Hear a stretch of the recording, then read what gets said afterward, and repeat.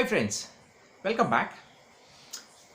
The experience what I'm going to share in this video is something similar to the earlier one, which I did a video on too many degrees are not equal to a dream job. Right? There was a video on that with that title. Now it is a contrary to that one. This experience is a contrary, where in the earlier video the parent was kind of forcing the child to do what he wished to do, more than letting the child do it. Now this is kind of an an opposite to it. Let's look at it.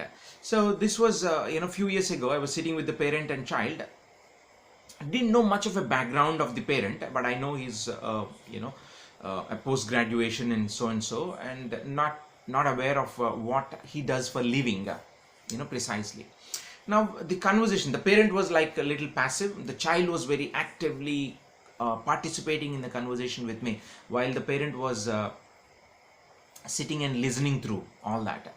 But probably he was more of an observing mode, which is also good sometimes. The child, we talked about what are your priorities, what do you want to do for your career, and then after a few minutes of talk, she said, again a girl, and the ninth grade, I think almost not ninth, I think she was already into 10th. So the 10th grade girl said, sir, I want to walk in the footsteps of my father.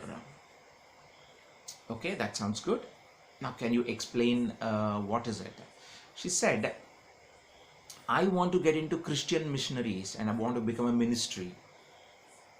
I was not too familiar, with that model for whatever reason it is. I was not too familiar. Then I said, can you explain to me what do you mean by that? Then she gave me clues, saying that my father is already a pastor. My parents, both of them are already pastors in one of the churches in this town.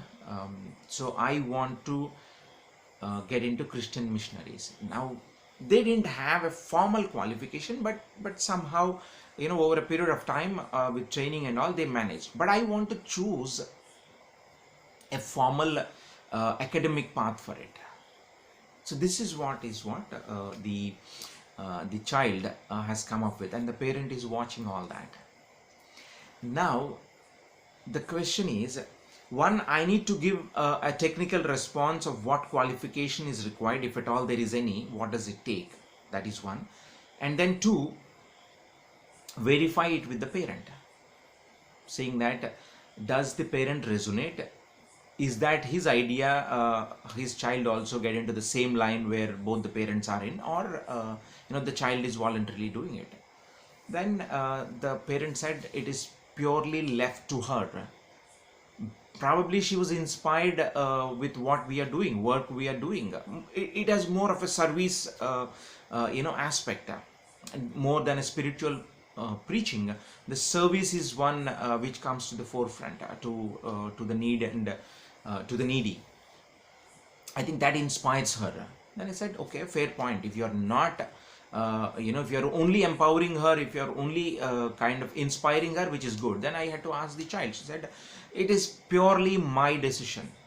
In fact, I considered other careers, but eventually I thought this is good, and I would wish to walk in the footsteps of my parents eventually. And said, then that is good, but do make sure that you are not forced by anybody, unless you are willing to do it. The child said, absolutely, with a spark in her eyes, absolutely, this is my choice, sir. I'm very good with this. I need your help to acquire the professional qualification. So in all practical fairness, since I was not aware what is required at that point in time, the academic qualification, I had to buy some time and said that I'm going to send you all those details. And of course, there are some assessments done and all that, explaining all of that, and I had to follow up with the child and the parent with an academic qualification. Those are required to get into Christian ministries, and I'm sure there are a few qualifications which would add value. Beyond that, it is more of a training. The practical orientation is what make them to certain levels in that career. The career is not a point here, but the point here is the child is voluntarily willing to walk in the footsteps of their parents, especially the father. So that's more important, and the father is not forcing it anything on the child. So that's a good thing, and I'm glad they both were in line, in sync, and I'm happy for them. And we said, thank you. They were also happy with the conversation.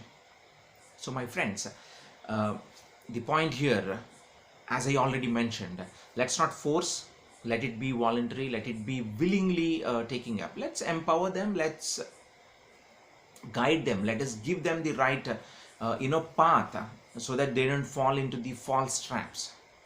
Okay, thank you so much for watching again, and we'll see you sometime in the next video.